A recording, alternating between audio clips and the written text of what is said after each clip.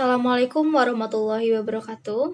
Kami dari kelompok 3 yang beranggotakan Nurul Rahmayanti, Putri Puspitasari, Lisa Dwi Susanti, dan saya sendiri Anissa Hoirunisa. Di sini kami akan membahas tentang imunofluoresensi. Apa sih imunofluoresensi itu? Imunofluoresensi adalah teknik laboratorium umum yang didasarkan pada penggunaan antibiotik spesifik yang secara kimia terkonjugasi dengan pewarnaan fluoresen. Imunofluoresensi ini adalah sebuah teknik yang digunakan dalam biologi dan kedokteran untuk mendeteksi dan memvisualisasikan protein atau antigen spesifik dalam sampel biologi menggunakan antibodi yang terkonjugasi dengan pewarnaan fluoresen. Teknik ini memanfaatkan sifat fluoresensi dari pewarnaan untuk menghasilkan sinyal cahaya saat terkena sinar ultraviolet atau cahaya laser yang spesifik.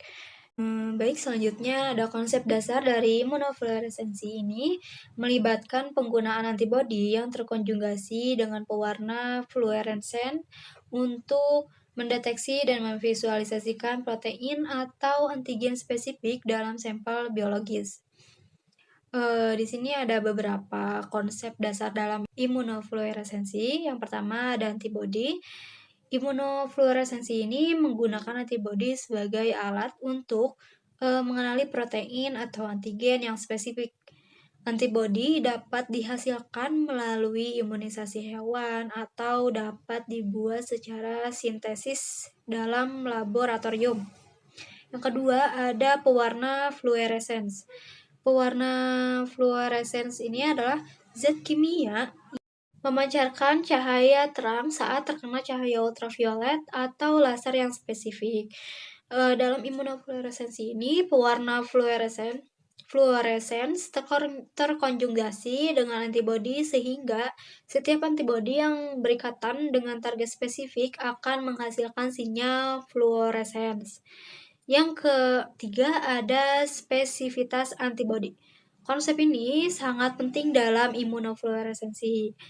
Antibodi primer harus dirancang untuk berkaitan secara khusus dengan antigen yang spesifik, sedangkan antibodi sekunder harus spesifik terhadap antibodi primer. Hal ini memastikan bahwa sinyal fluoresens ini dihasilkan berasal dari ikatan antara antibodi dan target yang diinginkan.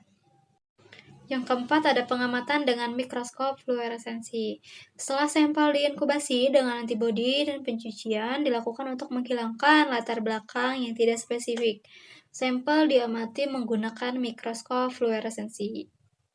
Cahaya dengan panjang gelombang yang sesuai digunakan untuk menghasilkan eksitasi pewarna fluoresens yang kemudian menghasilkan sinyal fluoresens yang dapat dideteksi dan difoto menggunakan kamera. Yang kelima ada kontrol negatif dan positif. Pentingnya untuk menyertakan kontrol negatif dan positif dalam setiap eksperimen imunofluoresensi. Kontrol negatif adalah sampel yang tidak mengandung target yang diharapkan, sedangkan kontrol positif adalah sampel yang diketahui mengandung target yang diharapkan. Baik, selanjutnya ada cara kerja imunofluoresensi. Yang pertama ada persiapan. Jaringan atau kulit yang dipilih diinsisi atau diopsi dengan anestesi lokal dengan etil klorida kira-kira 8-5 mm.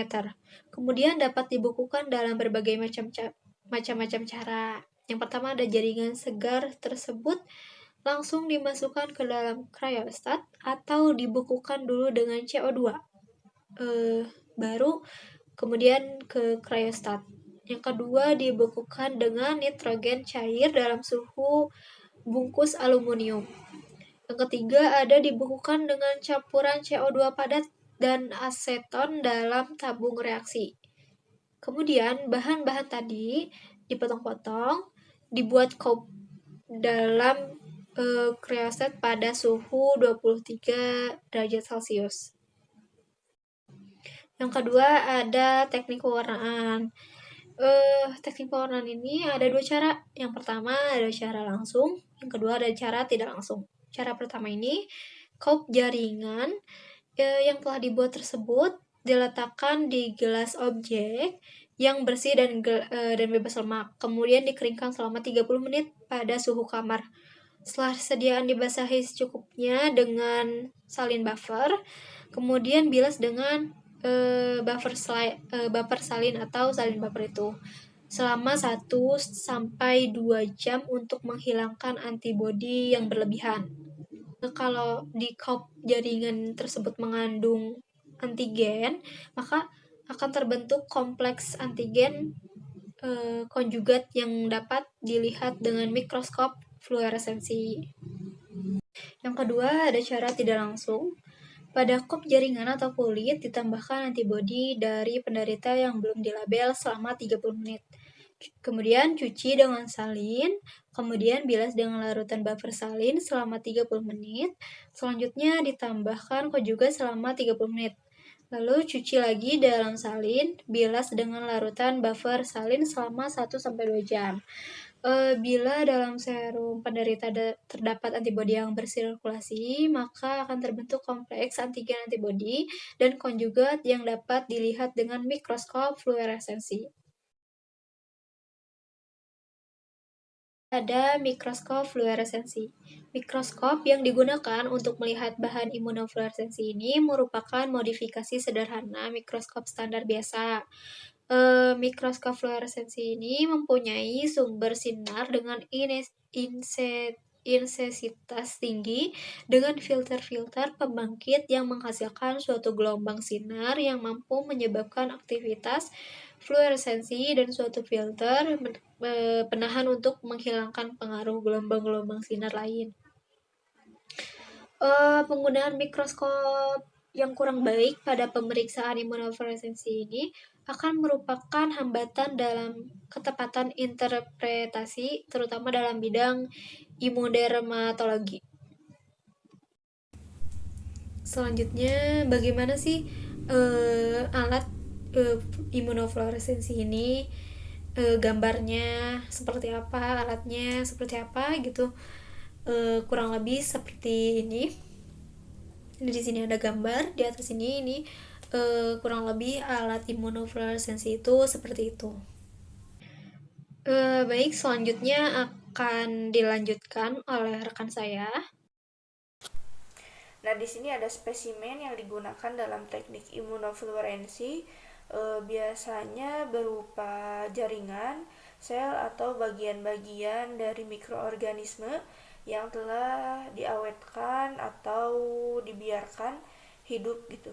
Nah, di sini ada beberapa jenis spesimen umum yang digunakan dalam imunofluorensi. Yang pertama itu ada jaringan tersimpan.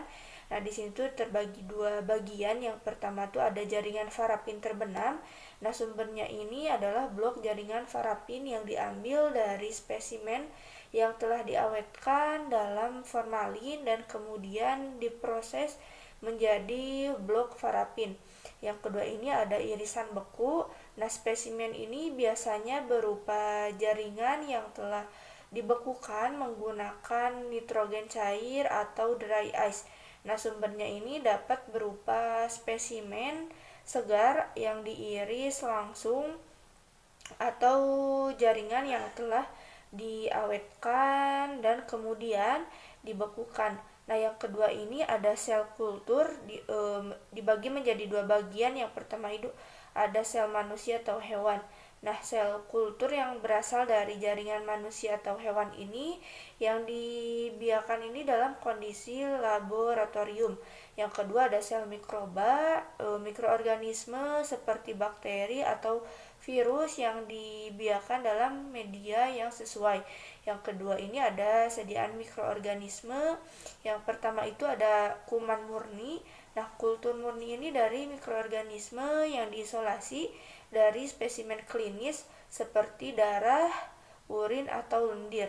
Yang kedua ini ada sediaan.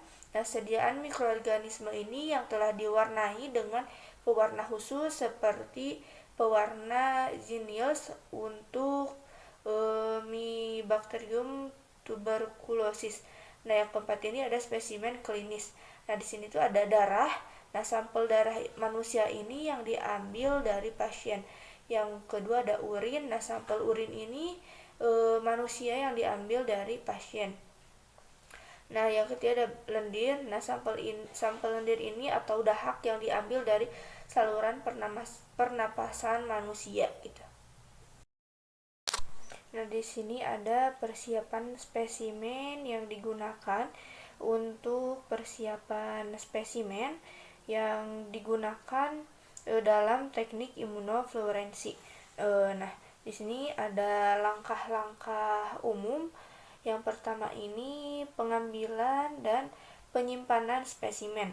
Nah, spesimen ini seperti jaringan, sel atau mikroorganisme harus diambil dengan teknik yang sesuai dan ditransfer ke wadah steril gitu. Nah, jika menggunakan spesimen jaringan, spesimen ini harus diawetkan dengan menggunakan formalin atau metode pengawetan lainnya. Nah, sebelum diproses lebih lanjut, ini menggunakan spesimen kultur sel. Pastikan kultur sel ini telah mencapai kepadatan yang cukup. Nah, sebelum digunakan, yang kedua ini ada fiksasi spesimen. Nah, spesimen jaringan ini yang diawetkan dalam formalin perlu difiksasi untuk menjaga integritas struktur jaringan. Ini dapat dilakukan dengan merendam spesimen dalam formalin selama beberapa waktu gitu. Nah, biasanya 24 sampai 48 jam pada suhu kamar. Nah, setelah difiksasi selesai, spesimen ini harus dibilas dengan larutan penyangga seperti PBS untuk menghilangkan formalin yang berlebihan.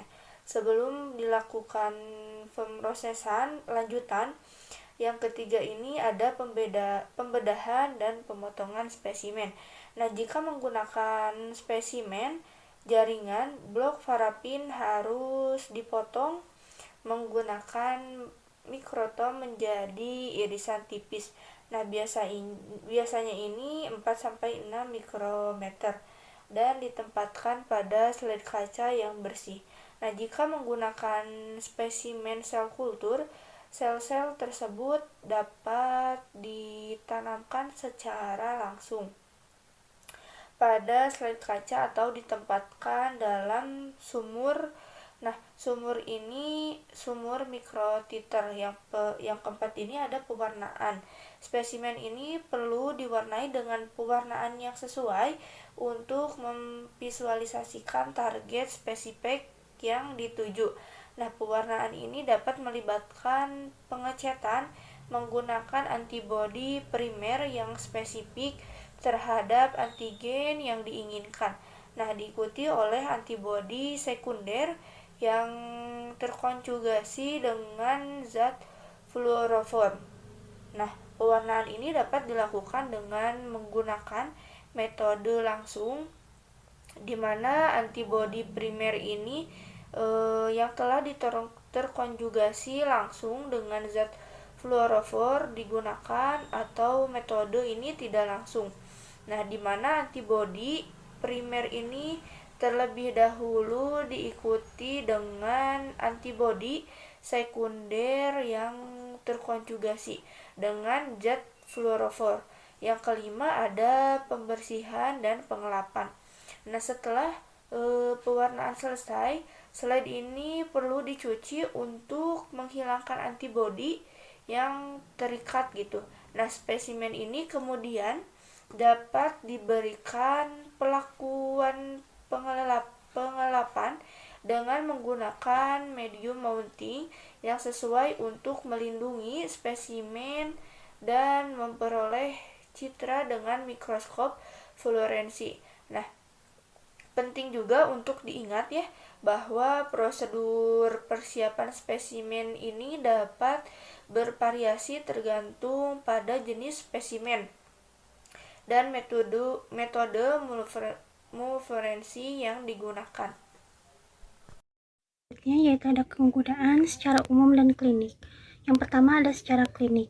Immunofluorescency analyzer memiliki kegunaan dalam membantu diagnosis kesehatan, mulai dari kehamilan, kardiovaskular, dan lainnya. Alat ini digunakan untuk mengamati infeksi virus juga dan pengaruhnya terhadap sel inang. Immunofluorescency adalah teknik umum yang menggunakan mikroskop di laboratorium atau lembaga yang melakukan studi biologi karena memungkinkan ilmuwan untuk dengan mudah mengidentifikasi dan membedakan antara antibodi dan antigen yang ada dalam sampel jaringan. Nah, kegunaan yang kedua yaitu ada secara umum.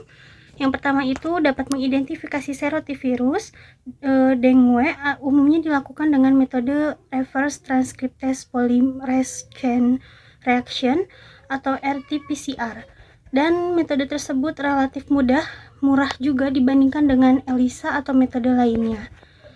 Dan yang kedua ada uji immunofluorescensi yang dipilih berdasarkan keunggulan yang dimiliki, yang mampu menjadikan virus dalam keadaan aktif yang dapat optimisasi uji.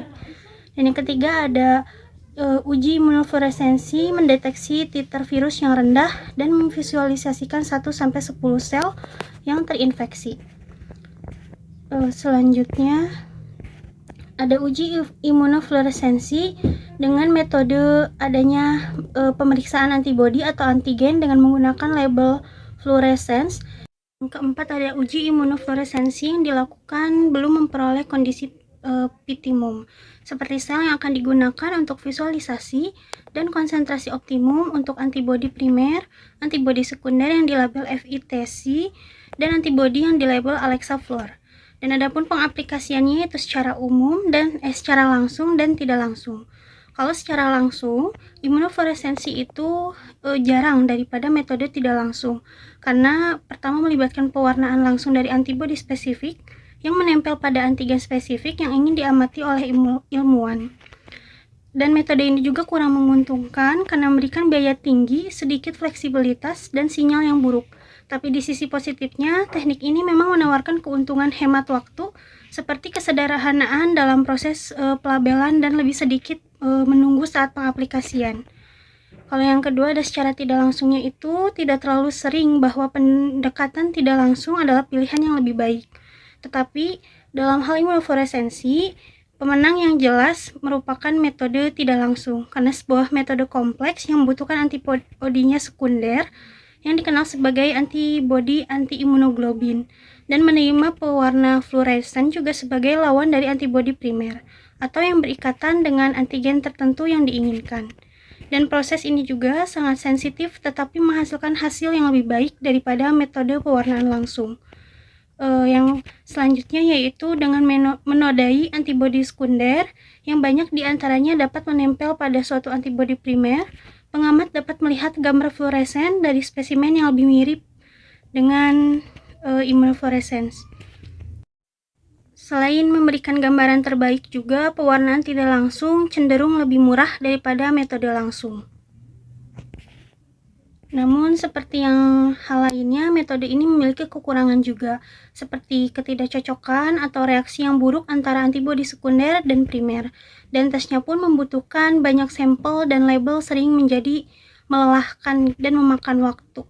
Karena peneliti perlu mendapatkan isotop berbeda atau antibodi primer yang diangkat dari spesies berbeda untuk membantu menghindar reaksi silang dan mendapatkan hasil yang paling akurat. Selanjutnya, saya akan membahas kelebihan dan kekurangan immunofluorescensi. Kelebihan yang pertama itu ada sensitivitas tinggi. Immunofluorescensi dapat mendeteksi jumlah kecil antigen atau antibodi dalam sampel dengan sensitivitas yang tinggi. Ini memungkinkan identifikasi target yang sangat spesifik dalam sampel biologis. Yang kedua, itu ada resolusi spesial tinggi. Metode ini memungkinkan identifikasi lokalisasi tepat dari antigen atau antibodi dalam sel atau jaringan. Resolusi spesial yang tinggi membantu dalam memahami interaksi molekuler dan distribusi substansi tertentu dalam konteks seluler. Yang ketiga ada kecepatan dan efisiensi. Ini dapat dilakukan dengan cepat dan relatif mudah, terutama jika menggunakan teknik imunofluoresensi langsung. Prosesnya dapat diselesaikan dalam waktu singkat, memungkinkan analis berkelanjutan. Yang keempat itu kemampuan multiparameter dengan menggunakan pewarnaan yang berbeda untuk target yang berbeda. Dapat digunakan untuk analis multiparameter. Ini memungkinkan identifikasi dan karakterisasi lebih dari satu molekul atau jalur secara bersamaan dalam satu sampel. Selanjutnya, kekurangannya yang pertama itu ada keterbatasan spesifisitas. Itu dapat mengalami keterbatasan spesifisitas di mana reaksi silang dengan antigen serupa atau interferensi fluoresensi dapat terjadi. Hal ini dapat menghasilkan hasil palsu atau interpretasi yang ambigu. Yang kedua, perlengkapan dan biaya. Kan improvasi itu memerlukan pelatihan dan bahan tambahan seperti antibodi primer, antibodi sekunder, dan pewarnaan fluorescent. Ini dapat meningkatkan biaya dan kebutuhan perlengkapan laboratorium khusus. Yang ketiga itu tergantung pada mikroskop. Hasil imunofluoresensi harus diamati dengan mikroskop karena konfokal yang sesuai. Hal ini membatasi aksesibilitas dan kemampuan untuk melihat dan menganalisis hasil secara langsung. Yang keempat itu keterbatasan sampel. Imunofluoresensi juga sering digunakan pada sampel yang terfiksasi atau diproses sebelumnya. Ini berarti bahwa informasi dinamis atau deteksi dalam sampel hidup mungkin tidak dimungkinkan. Mungkin sekian pemaparan dari kami, dari kelompok 3. Mohon maaf apabila banyak kesalahan. Wassalamualaikum warahmatullahi wabarakatuh.